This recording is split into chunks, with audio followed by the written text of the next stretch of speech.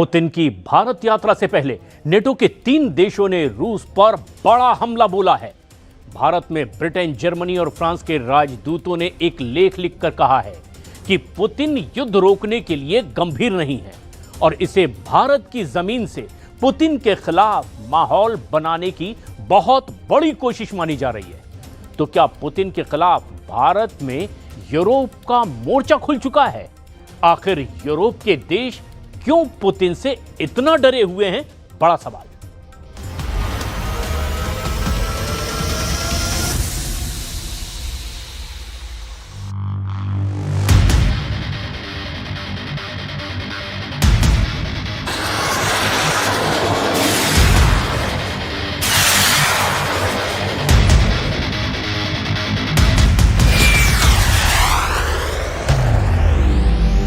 Putin का भारत दौरा भारत के दुश्मनों की नजर में है, क्योंकि इस दौरे पर सबसे ज्यादा चर्चा हो रही है रूस के 2 बहुत ही खतरनाक हथियारों की। पहला है S-400 एयर डिफेंस सिस्टम, जिसकी नई स्क्वाड्रन पर समझौता हो सकता है, और दूसरा है रूस का सुखोई 57 लड़ाकू विमान, जिसको बेचने का ऑफर रूस की तरफ से लगातार आ रहा है। भारत और रूस की रणनीतिक साझेदारी, जिसमें हथियारों का भी तड़का है और एक दूसरे के हितों की खातिर ढाल बन जाने का जज्बा भी। भारत और रूस की दोस्ती दुनिया की हर पार्टनरशिप पर हमेशा भारी साबित हुई है, चाहे वो भारत अमेरिका के बीच के संबंध हो या फिर भारत और चीन के संबंध। जब रूस और यूक्रेन में बहुत खतरनाक युद्ध चल रहा है, इस दौरान पुतिन का देश से बाहर जाना बहुत कम हुआ है। इसकी वजह है यूक्रेन युद्ध को लेकर उनके खिलाफ जारी गिरफ्तारी वारंट, जो आईसीसी यानी अंतर्राष्ट्रीय अपराध न्यायालय ने जारी किया है। लेकिन भारत आईसीसी का सदस्य नहीं है, इसीलिए उसके वारंट को लागू करने के लिए बाध्य भी नहीं है। यूक्रेन युद्ध के बीच रूस का हर हथियार नाम कमा रहा है। रूस के ड्रोन से लेकर उसकी मिसाइल पावर तक, जिसने यूक्रेन में कोहराम मचाया हुआ है, इस वक्त नेटो के लिए बहुत बड़ा चैलेंज बने हुए हैं। लेकिन पुतिन के प्रीमियम क्लास के हथियार ऐसे हैं जिनको अब तक युद्ध में पूरी तरह नहीं उतारा गया है, और इन्हीं में 2 सबसे खास हथियार हैं, S-400 एयर डिफेंस सिस्टम और 5वीं पीढ़ी का फाइटर जेट सुखोई 57। ये दोनों हथियार इस वक्त भारत की मिलिट्री ताकत बढ़ाने के लिए तैयार हैं।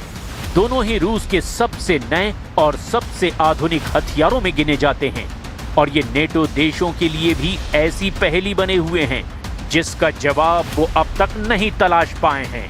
ये दोनों ऐसे हथियार हैं जिनका असली इस्तेमाल तब देखने को मिलेगा जब रूस और नेटो के बीच सीधी टक्कर होगी। यूक्रेन के युद्ध में अभी तक पुतिन की ऐसी ही ताकत देखकर नेटो देश पर्दे के पीछे से एक्टिव हैं। इस वक्त लड़ाकू विमानों में सबसे ज्यादा चर्चा रूस के सुखोई 57 की हो रही है।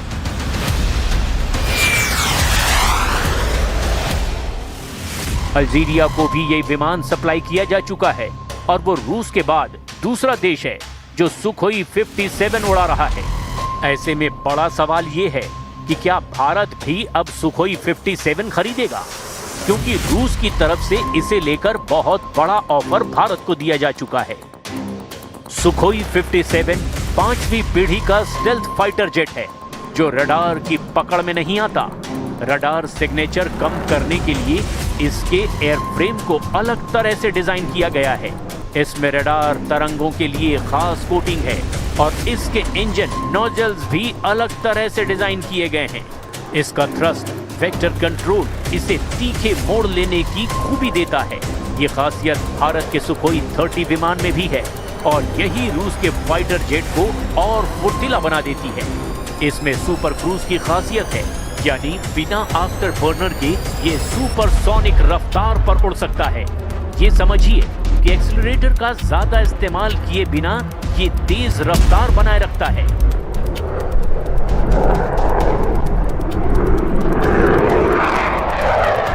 सुखोई 57 को हाल ही में दुबई एयर शो में देखकर पूरी दुनिया हैरान रह गई। इसकी उड़ान, इसका फुर्तीलापन, सब कुछ ऐसा है जिसका मुकाबला अमेरिका का F-35 जेट भी नहीं कर सकता।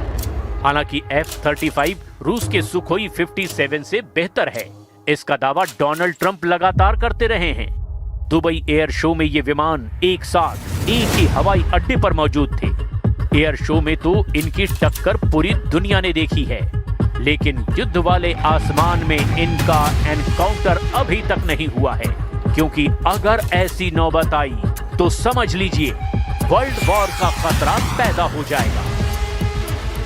14 मीटर लंबा ये जहाज 10 टन वजन के हथियार लेकर उड़ सकता है। इसकी अधिकतम रफ्तार 2600 किलोमीटर प्रति घंटा है और रिफ्यूलिंग के बाद ये 5500 किलोमीटर के दायरे में ऑपरेशन कर सकता है। दुबई एयर शो में सुखोई 57 ने अपना इंटरनल वेपन बे भी दिखाया था, जिसमें हथियार छुपा कर रखे जाते हैं ताकि रडार क्रॉस सेक्शन कम किया जा सके। भारत के लिए सुखोई 57 जैसा कोई स्टेल्थ विमान जल्दी लेना एक मजबूरी भी है, क्योंकि पाकिस्तान को चीन अपना J-31 स्टेल्थ फाइटर देने वाला है, जबकि भारत का अपना स्टेल्थ प्रोजेक्ट AMCA यानी एडवांस्ड मीडियम कॉम्बैट एयरक्राफ्ट 2025 से पहले वायुसेना में शामिल होना मुश्किल नजर आता है। पुतिन भी इस बात को जानते हैं और यही वजह है कि रूस ने भारत को ये विमान ऑफर किया है। वैसे पुतिन का ये विमान अब रूस के हर दोस्त को पेश किया जा रहा है और भारत भी इसी फहरिस्त में है। रूस की तरफ से ये भी ऑफर है कि सुखोई 57 को भारत में ही बनाया जाए, जैसे भारत सुखोई 30 MKI को पिछले 2 दशकों से HAL यानी हिंदुस्तान एरोनॉटिक्स लिमिटेड की फैक्ट्री में बनाया जा रहा है।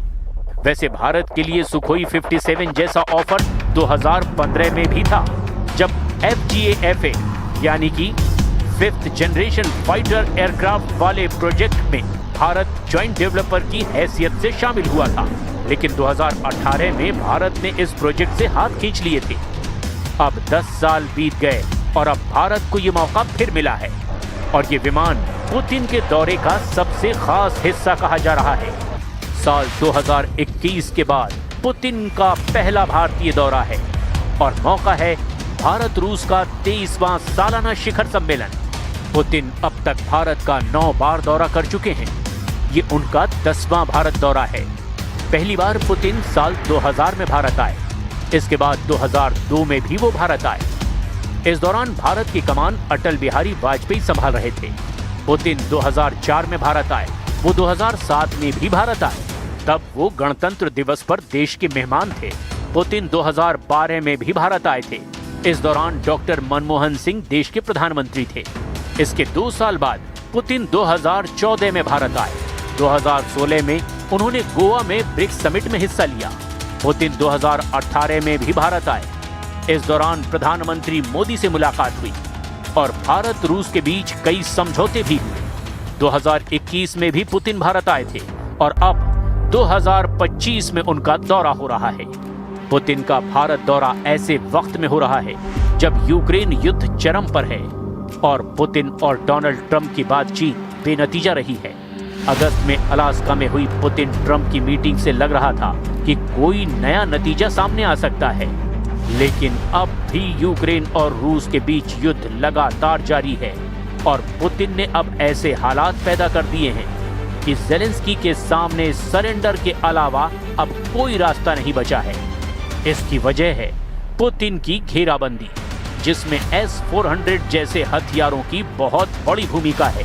भारत रूस के बीच S-400 की 5 रेजिमेंट का सौदा हुआ था। ये डील 5 अरब 43 करोड़ डॉलर की थी। अभी भारत के पास ऐसे 3 सिस्टम आ चुके हैं, 2026 में आने बाकी हैं। उम्मीद है कि पुतिन के भारत दौरे पर S-400 की और यानी अतिरिक्त 3 से 5 रेजिमेंट खरीदने पर बात हो। भारत को मिला S-400 भी अब पाकिस्तान और चीन वाले 2 फ्रंट पर गेम चेंजर हथियार बन चुका है। S-400 ऐसा एयर डिफेंस सिस्टम है जो मिसाइल के खिलाफ भी कारगर है।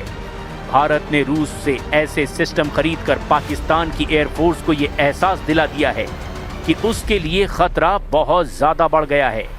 ऑपरेशन सिंदूर में S-400 की रडार कवरेज ने इसका ट्रेलर दिखा दिया है। S-400 का रडार 450 किलोमीटर की रेंज तक दुश्मन के जहाज को ट्रैक कर सकता है। इस सिस्टम में 4 अलग अलग रेंज की मिसाइलों को दागा जा सकता है, जिनकी रेंज 40 किलोमीटर, 120 किलोमीटर और 250 किलोमीटर और 380 किलोमीटर होती है। ऑपरेशन सिंदूर में सबने देखा कि पाकिस्तान के विमान जब उसके ही एयर स्पेस में थे, तब भारत उनको आराम से ट्रैक कर पा रहा था। भारतीय सेना का दावा है कि आदमपुर में तैनात S-400 के जरिए एक पाकिस्तानी टोही विमान को 314 किलोमीटर दूर पाकिस्तान की सरहद के अंदर ही मार गिराया गया था। यानी S-400 पाकिस्तान को आज भी बहुत बुरे ख्वाब दे रहा है। इसकी गारंटी 100% है। ये ऐसा एयर डिफेंस सिस्टम है जो लड़ाकू विमानों, मिसाइलों, ड्रोन और यहां तक के स्टील तकनीक वाले टारगेट्स को भी निशाना बना सकता है और छोटी दूरी की मिसाइल को भी ये आसमान में खत्म कर सकता है। हालांकि चीन के पास भी S-400 एयर डिफेंस सिस्टम है। ऐसे में उसे लेकर भी भारतीय वायुसेना को चौकन्ना रहना पड़ेगा। भारत के पास अपने एयर डिफेंस सिस्टम आकाश और बराक भी हैं और इन सब को मिलाकर भारत में एक ऐसा नेटवर्क तैयार किया जा रहा है ताकि देश की आसमानी सरहद महफूज रहे। S-400 एयर डिफेंस सिस्टम के बारे में कहा जाता है कि एक बार कोई एरियल टारगेट इसकी जद में अगर आ गया तो उसके मारे जाने की 100% गारंटी है।